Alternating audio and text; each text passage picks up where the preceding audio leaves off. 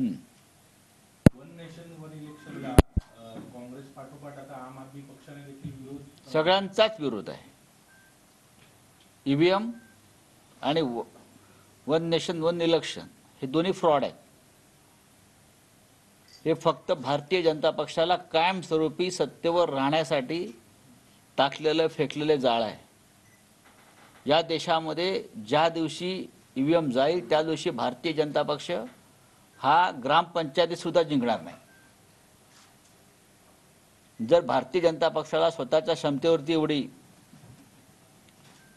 हे असेल, आत्मविश्वास असेल, तर त्यांनी कोणत्या तरी एक निवडणुकीपुरतं ईव्हीएम दूर करा. वाराणसीतल्या तरी निवडणुका त्यांनी ईव्हीएम शिवाय घेऊन दाखवाव्या आणि सुरतची तरी, मग त्यांना कळेल मी काय म्हणतोय ते. ईव्हीएम नसेल, ईव्हीएम हटी भाजपा गई हा नारा आहे.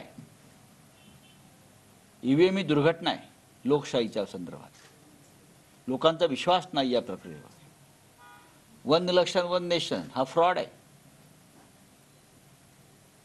आणि हा फ्रॉड या देशातली लोकशाही पूर्णपणे संपवल्याशिवाय राहणार नाही. ईव्हीएमने आधी संपवलेली आहे, त्याच्यामध्ये आता वन नेशन वन इलेक्शनची भर पडते.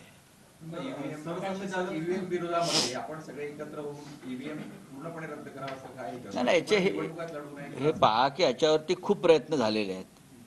प्रकरण सर्वोच्च न्यायालयापर्यंत गेलेलं आहे. पण या देशातल्या संपूर्ण घटनात्मक संस्था ज्या स्वायत्त आणि स्वतंत्र असायला पाहिजेत अशा अपेक्षेने त्या बनवल्या, त्या तशा राहिलेल्या नाहीत. हे दुर्दैव आहे. जगामध्ये कुठेही जी प्रक्रिया निवडणुकीची अस्तित्वात नाही किंवा रद्द केलेली आहे, ती फक्त भारतातच का चालू आहे? ती फक्त भारतातच का चालू आहे? आणि ह्याच प्रक्रियेविरुद्ध सगळ्यात आधी या देशामध्ये भारतीय जनता पक्षाने आवाज उठवला होता की ईव्हीएम रद्द करा म्हणून. स्वतः भारतीय जनता पक्ष या प्रक्रियेविरुद्ध तेव्हा सुप्रीम कोर्टापर्यंत गेला होता. आज तोच भारतीय जनता पक्ष ईव्हीएमला कवटाळून बसलेला आहे. याची कारणं समजून घेतली पाहिजे. साहेब, निवडणूक आयोग न्यायालयाने पण असं वारंवार आव्हान केलेलं आहे की ईव्हीएम फ्रॉड आहे किंवा त्यात गैरप्रकार होतात, हे सिद्ध करून दाखवा असं आव्हान केलेलं आहे.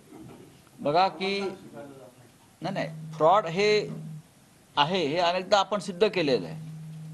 या देशामध्ये भ्रष्टाचार आहे, या देशामध्ये हुकुमशाही हे आपण सिद्ध करून